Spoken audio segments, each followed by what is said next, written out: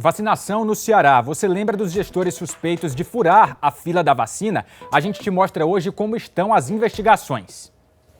E 5 meses após as eleições municipais, ainda tem prefeitos no Ceará com pendências na Justiça. O Ponto Poder está começando.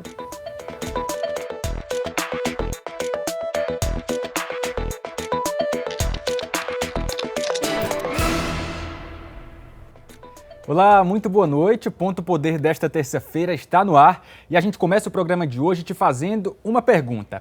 Você deve lembrar dos casos envolvendo suspeitas de furos na fila da vacina aqui no Ceará, né? Pois é, os casos envolveram suspeitas que recaíram sobre prefeitos, secretários e outros agentes públicos.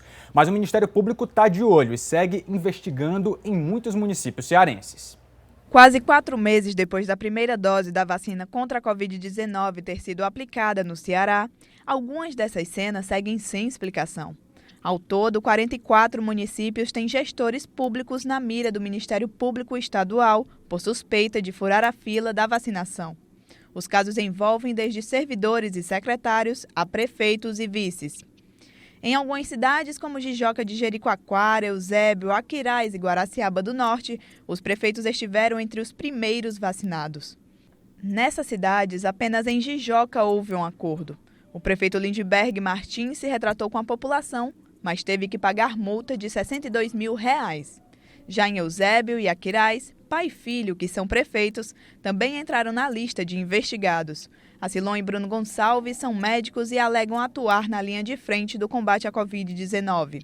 Em Guaraciaba do Norte, o prefeito Dr. Adail Machado diz que foi um dos primeiros a se vacinar porque é médico e trabalha de forma filantrópica no hospital da cidade.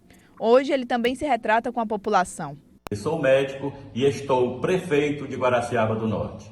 Atuo efetivamente na linha de frente das ações de prevenção e combate à Covid-19 como prefeito e como médico.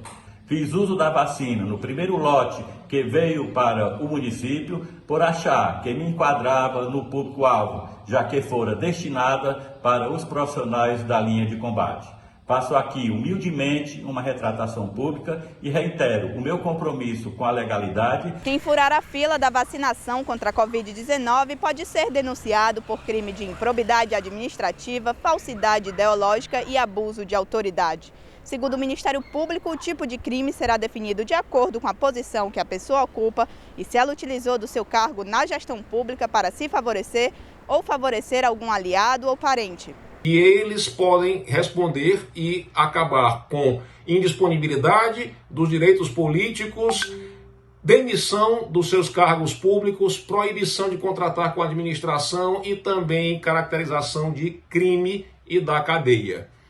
Não queremos chegar a esse ponto, que tudo se evite, que se chegue a uma solução negocial menos danosa.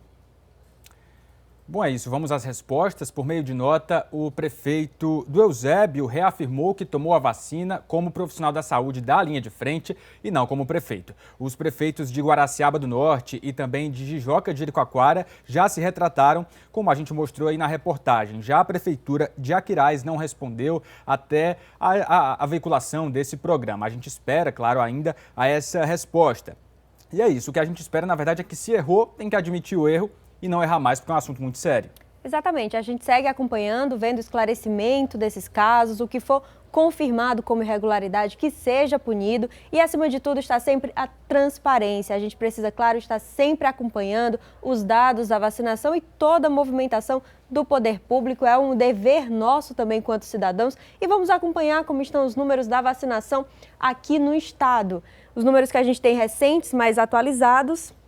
Olha lá, a última atualização do vacinômetro da Secretaria da Saúde mostra que até agora mais de 2 milhões de doses já foram aplicadas. Esses dados foram atualizados até o último domingo. Mais de 1 milhão e 300 mil dizem respeito à primeira dose e 731 mil, números já aqui atualizados da segunda dose, 731 mil cearenses já tomaram essa segunda dose. E a gente confere também, o Ceará deve entrar nos próximos dias na terceira fase do plano de vacinação. O público-alvo nessa fase são as pessoas com comorbidades, pessoas com deficiência permanente grávida, ou permanente grave, grávidas e puérperas também. E olha só, atualmente, duas fases. A segunda fase está em execução aqui. A fase 2, que compreende idosos de 60 a 74 anos e profissionais das forças de segurança e salvamento, que foram incluídos na lista após uma mobilização de alguns governadores, inclusive o governador Camilo Santana, aqui do Ceará, junto ao Ministério da Saúde. E, por fim, a gente lembra que a vacinação começou na fase 1, com foco em trabalhadores da saúde, idosos a partir de 75 anos, pessoas com 60 anos ou mais e pessoas com deficiência institucionalizadas, população indígena aldeada em terras demarcadas. Pois é, importante a gente saber exatamente em que pé está cada fase do plano de vacinação, porque isso garante transparência, garante que as gestões públicas elas possam ser transparentes, mostrando como está o processo de vacinação, ainda lento, porque falta vacina. A gente espera que daqui a pouco, em breve, tenha vacina para todo mundo de fato no Brasil. Até lá, a gente tem sim que ficar acompanhando para ver se a vacina está chegando a quem é prioridade nesse momento. E é falando ainda de transparência pública, da importância da transparência na vacinação, que a gente recebe agora no Ponto Poder o vice-presidente da Associação dos Municípios do Estado do Ceará, a APRESSE, o prefeito de Várzea Alegre, José Helder, que já se encontra aqui com a gente. Prefeito, muito obrigado pela sua participação aqui no programa.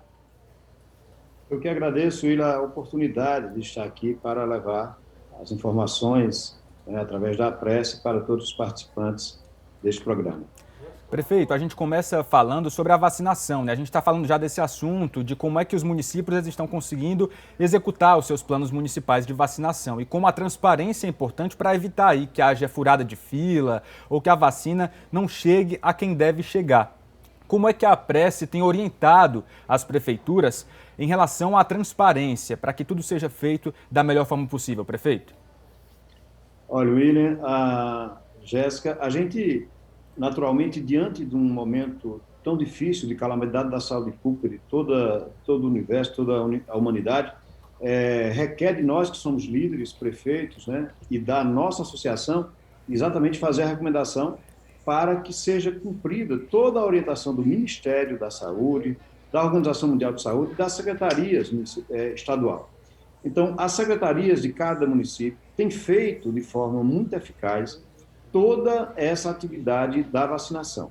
Naturalmente, a gente sabe que, diante do risco que traz a doença, houve algumas falhas em alguns municípios, mas a APRESSE sempre orientou essa transparência, porque é um momento em que nós, líderes, temos que, inclusive, dar os exemplos que são necessários para que a gente combata essa doença da forma eficaz. E a vacina, naturalmente, além da questão de você ter os costumes que a gente tinha de aglomerar e de não ter a higienização adequada, agora tem eu considero duas vacinas. Uma são esses hábitos que nós temos que mudar.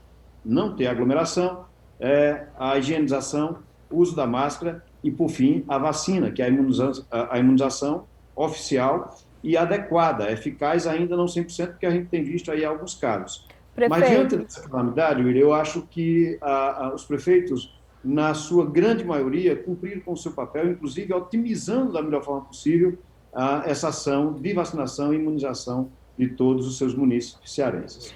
Prefeito, o Ministério Público chegou a fazer a recomendação a alguns municípios pedindo transparência, que fossem colocados todos os dados nos sites das prefeituras. Eu gostaria de saber do senhor quais as dificuldades que as prefeituras enfrentam para garantir essa transparência. Olha, Jéssica, alguns municípios ainda pequenos não estão com os seus devidos sistemas de informação já conectados de forma adequada e principalmente moderna. Então, isso, às vezes, a realidade, às vezes, da vacinação de alguns municípios não corresponde ao fato, porque, às vezes, eles não têm aquela informação com eficácia. A orientação que nós da APRESSE orientamos a todos os municípios é que cada um priorizasse, nesse momento, toda a transparência. Finalizou o dia, tem que estar todas as informações dentro do sistema, porque teve até alguns municípios que foram penalizados, porque pelo fato, alguns tinham vacinado uma quantidade maior do que 80%, e mesmo assim, como não estava informatizado, terminou sendo punido pelo Estado, pela CESA, porque lá no portal não estava. Então, é fundamental para dar transparência mas também para mostrar a eficiência da vacinação em cada município. Então, eu acho que a maior falha está exatamente nesses municípios que não tiveram aí a condição de informatizar os seus sistemas, né, junto a cada um dos PSFs das suas secretarias. Prefeito José Helder, muito obrigado pela sua participação, pela disponibilidade em conversar com a gente sobre um tema tão importante para todas as nossas cidades. Um bom trabalho para o senhor.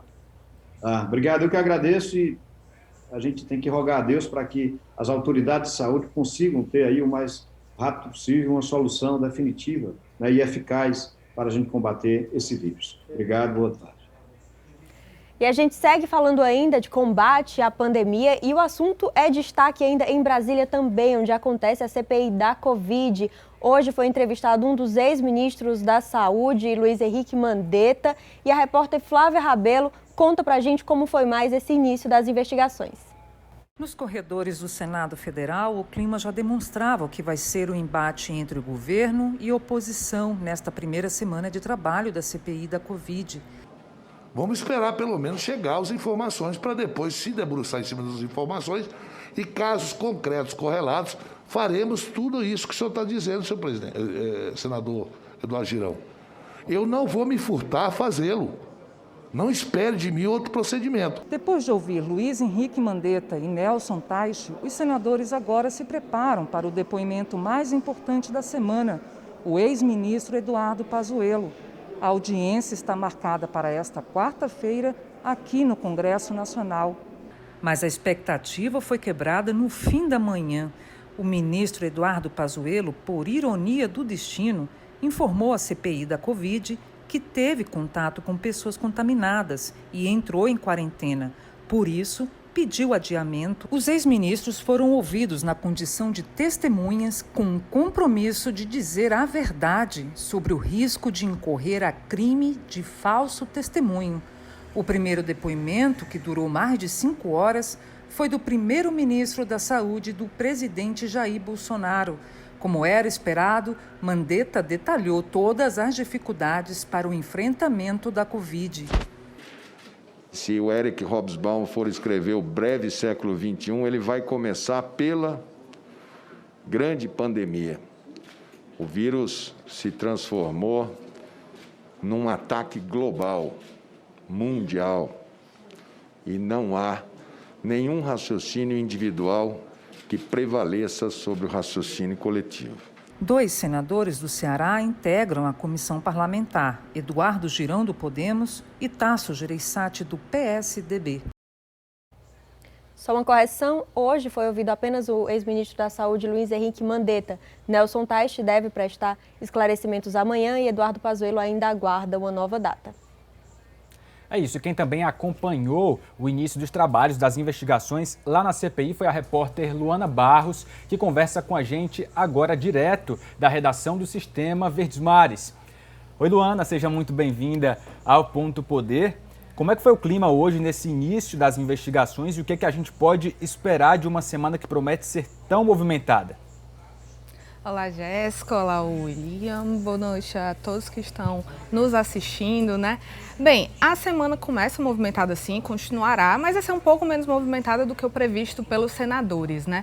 Isso porque Eduardo Pazuello, que era o mais aguardado por ter passado mais tempo à frente aí da pasta da saúde, não vai depor, ainda não se sabe se ele vai presencialmente. Existem senadores governistas, tentando que ele seja ouvido de forma remota, o que, enfim, tem gerado uma grande resistência. Mas hoje foram mais quase 6 horas de depoimento de Luiz Henrique Mandetta, né? O principal crítico entre os que já passaram pela pasta ao presidente Jair Bolsonaro é ele. Então ele falou uma série de coisas sobre as divergências de postura, muito sobre a questão também de acreditar que o presidente estava sendo assessorado paralelamente por outros especialistas, inclusive pelos próprios filhos, e isso acabou gerando ali um ruído de comunicação com a pasta que ele comandou até abril de 2020, né? E como a gente viu aí no VT, 2 senadores cearenses estão participando da CPI da Covid. Ambos questionaram o ex-ministro Mandetta sobre o seu posicionamento, sobre coisas que aconteceram ali durante a sua gestão, né? Primeiro, o senador Tasso Gereissati, que foi bem rápido, fez apenas uma pergunta. A pergunta do senador Tasso foi muito no sentido das motivações do presidente, né? Por que o presidente não seguia as recomendações do Ministério na época de Mandetta, né? Ele, de fato, acreditava em outras coisas, tinha uma ideia por trás do que é que Mandetta imaginava disso. E aí foi quando Mandetta respondeu que, de fato, acreditava que o presidente estava sendo assessorado de maneira paralela, né, por outros especialistas e tudo mais, e por isso não estava seguindo as recomendações do ex-ministro Mandetta. Eduardo Girão também apresentou uma série de argumentos e de perguntas a Mandetta, né, inclusive algumas em que ele citou governadores e prefeitos de maneira crítica, né, como ele tem feito. Ele perguntou por que Mandetta não cancelou o carnaval do ano passado, ao que Mandetta respondeu que na época, né, a OMS, a Organização Mundial de Saúde, ainda não tinha dito que precisava fazer isso. Também falou sobre a compra de respiradores pelo Consórcio Nordeste e pelo ex-prefeito Roberto Cláudio, aqui de Fortaleza. Enfim, perguntou o que é que Mandetta achava daquilo. Além disso, ele também falou sobre a questão do tratamento precoce, né, da prescrição de alguns medicamentos que ainda não têm eficácia comprovada. Perguntou se no futuro, né, esses medicamentos tiverem eficácia, se Mandetta vai ter remorso de não ter acreditado nesse tratamento precoce, ou que Mandetta disse que segue a ciência e que segue os estudos e que não podia simplesmente, enfim, indicar algo que não, para o qual não tinha comprovação, né? Além disso, o Ceará foi citado em um outro momento pelo ex-ministro Mandetta, né? Ele citou uma ligação que ele fez ao governador Camilo Santana a respeito de um decreto de flexibilização. Ali ele citou como um exemplo de harmonia entre os entes federados, né? Quando ele foi dizer que não acredita que a decisão do STF de ter dado autonomia a governadores e prefeitos tenha sido uma decisão errônea. E ele citou essa decisão porque na época o governador Camilo queria flexibilizar e aí o ministro liga e fala que acredita que com os números que ainda existem em Fortaleza talvez não fosse a medida mais acertada. Então ele cita isso, né? Então, os senadores, de fato, os senadores cearenses têm uma participação muito concreta, mas em campos bem diferentes, né? Enquanto o Tasso é um pouco mais crítico ao governo, de fato, faz perguntas mais relacionadas ao presidente, Eduardo Girão, como já vinha sendo, se alinha um pouco mais às argumentações que têm prevalecido no Palácio do Planalto. Luana, muito obrigado, então, por trazer aí um panorama, inclusive alguns bastidores desse primeiro dia lá de depoimentos na CPI. A gente lembra para quem está em casa que tudo você pode ficar acompanhando também pelo pontopoder.com.br. E olha só, CPI é sempre motivo de tensão aí entre os poderes legislativo e executivo. Isso não tem acontecido só lá em Brasília. Lá em Juazeiro do Norte, na região do Cariri, a Câmara Municipal já instalou pelo menos 3 CPIs para investigar o atual prefeito Gleidson Bezerra e a gente vai acompanhar mais informações sobre esse caso na matéria do repórter Felipe Azevedo. Em Juazeiro do Norte, as CPIs já viraram rotina. Já são 3 instaladas em apenas 4 meses de gestão. Isso não é comum. Nos últimos 4 anos, não houve nenhuma comissão parlamentar para apurar irregularidades no município. E não bastasse a ofensiva no legislativo, o prefeito Gleidson Bezerra também precisa se defender na justiça. Cassado por abuso de poder econômico nas eleições do ano passado, ele tentará reverter a decisão enquanto é investigado pelos vereadores. 2 já foram instaladas já na primeira sessão do ano. Uma mira os supostos casos de nepotismo na prefeitura, a outra a prática de fura-fila na vacinação contra a Covid-19. Uma terceira CPI, criada na semana passada, quer apurar supostas irregularidades na contratação temporária de 1.400 funcionários. Ela foi proposta depois de que 34 gestantes foram demitidas, alegando o município que os contratos temporários, certo, não estavam de conformidade com a legislação. O prefeito Gleidson Bezerra, que era presidente da Câmara no mandato passado, diz encarar com naturalidade a abertura das investigações. Apesar disso, ele nega irregularidades.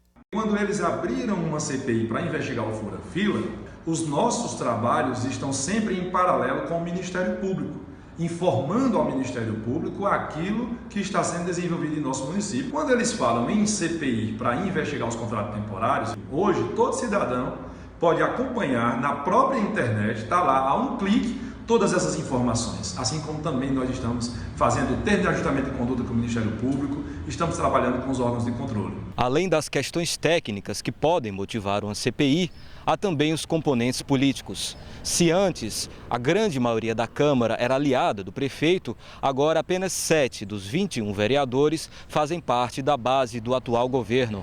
Essa correlação de forças ajuda a explicar o cenário. Você tem uma oposição forte, já experiente, e que vai dar trabalho à administração do Gleidson. Teria como ele negociar, mas tem que ter um empenho muito grande, uma articulação grande, assim.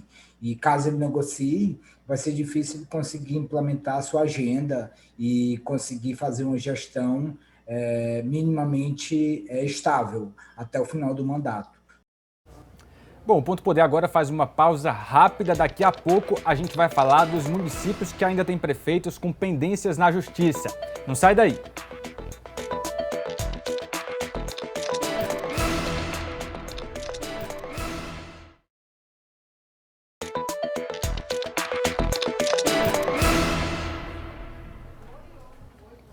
Estamos de volta com o Ponto Poder. A gente fala agora das pendências em alguns municípios com os prefeitos eleitos no ano passado. Alguns ainda aguardam decisões judiciais e isso prejudica, claro, a população. Vamos conferir. Entramos no 5º mês do ano e 15 municípios cearenses seguem com indefinições em suas prefeituras, provocadas por problemas das chapas eleitas com a Justiça Eleitoral. Os motivos vão de abuso de poder político e econômico durante a campanha, contas reprovadas em gestões anteriores e inelegibilidade por condutas vedadas pela lei. Em Caridade e Martinópole, já existe decisão definitiva por novas eleições, que ainda não tem data definida. Outros 3 municípios aguardam decisão da Justiça, enquanto a Prefeitura é ocupada interinamente pelo presidente da Câmara. São eles Jaguaruana, Missão Velha e Pedra Branca. Em Viçosa do Ceará, Acaraú e Juazeiro do Norte, as chapas foram cassadas, mas mantidas no poder até que sejam esgotados os recursos na Justiça Eleitoral. Em Barro, Frecheirinha, Morada Nova, Pires Ferreira, Tejuçuoca e Senador Sá, os prefeitos e vices foram diplomados e empossados, mas também têm pendências e podem perder os cargos na última instância. Tem ainda o caso de Barreira, onde a prefeita e doutora auxiliadora do PSD teve o registro cassado pelo TRE. O TSE acatou o recurso dela, reformou a decisão e Maria Auxiliadora deve assumir ainda nesta semana. Você é inelegível se você tiver uma conta desaprovada durante os 8 anos que se subseguem ao julgamento dessas contas. Ela tinha uma conta desaprovada e já tinha decorrido esses 8 anos. O que é que aconteceu? Qual era a tese de impugnação? Dizendo que, apesar de ter decorrido esses 8 anos, durante 2 anos ela conseguiu um efeito suspensivo no recurso administrativo. Então, esses 2 anos não contavam nos 8, ele contava posteriormente. Então, se acresceu, dentro desses 8 anos, se acresceu mais 2 anos por causa desse recurso administrativo. Apesar dela não ter sido nem candidata nesses 2 anos quando ela conseguiu essa suspensão. O Tribunal Superior Eleitoral já definiu um calendário com 10 datas para a realização de eleições suplementares em todo o país. 3 delas já passaram, em março, abril e no dia 2 de maio. A próxima é no dia 13 de junho, mas até agora nenhuma nova eleição foi agendada aqui no Ceará. O principal motivo é a pandemia. O Ministério Público segue fiscalizando as prefeituras, sejam elas interinas ou não. Independentemente da situação do prefeito, seja ele interino, seja o definitivo, o Ministério Público fiscaliza cada um dos atos, está sempre cobrando dos gestores municipais o cumprimento integral da lei, independentemente da situação dele no cargo. Se é indefinida ou se já é definida, a cobrança é a mesma. E a gente continua falando desse assunto agora com o promotor de justiça Emanuel Girão, que já está aqui com a gente. Ele é coordenador do Centro de Apoio Operacional Eleitoral do Ministério Público Estadual. Promotor, muito obrigado pela sua participação. Começo perguntando para o senhor como é que o Ministério Público vem acompanhando esses casos ainda de pendências na Justiça meses depois da eleição. Essas ações elas foram originadas nas zonas eleitorais, né, lá nos municípios, mas a partir do momento em que há um recurso, elas são acompanhadas no TRE pela Procuradoria Regional Eleitoral e lá no TSE pela Procuradoria Geral Eleitoral. aqui a gente fica acompanhando porque o trabalho se iniciou aqui. E a gente fica aguardando porque há uma grande possibilidade de que aconteçam aí de 7 a 10 eleições suplementares, e aí o Ministério Público terá que atuar novamente, né? Vai ser uma nova eleição, tudo de novo, e a gente tem que ficar atento já para fazer o trabalho na nova eleição, para que não voltem a acontecer ilícitos. Promotor, e a gente já está em maio, não é? Eu gostaria de saber do senhor até quando deve ter uma decisão dessas eleições suplementares, até quando os municípios podem acabar tendo de passar por novas eleições? Olha, ninguém pode fazer um prognóstico. Esses municípios que já têm uma decisão definitiva, é provável que a eleição suplementar ocorra em agosto, até porque nós ainda estamos numa situação delicada de pandemia. Então é possível que seja em agosto. Mas em outros municípios ainda há recursos pendentes, ações que estão tramitando, ainda tem um longo caminho pela frente. Ao longo dos 4 anos é possível ter eleição suplementar. Talvez as pessoas se recordem que em relação às eleições de 2016, por exemplo, nós tivemos uma eleição suplementar em Aracoiaba em dezembro de 2019, né? 3 anos depois. Então, as ações ficam tramitando, são muitos recursos, às vezes demora. Mas esses casos que estão mais adiantados devem acontecer ainda este ano, no segundo semestre. Promotor Emanuel Girão, muito obrigado pelas suas contribuições, nos ajudando aí e também a quem está em casa a entender melhor todo esse cenário. Bom trabalho para o senhor. Bom trabalho para vocês também. Boa noite a todos. E olha só, vamos ver que agora é hora de charge no Ponto Poder. A gente vai ver o que é que o Tiagão preparou para a gente no programa dessa semana.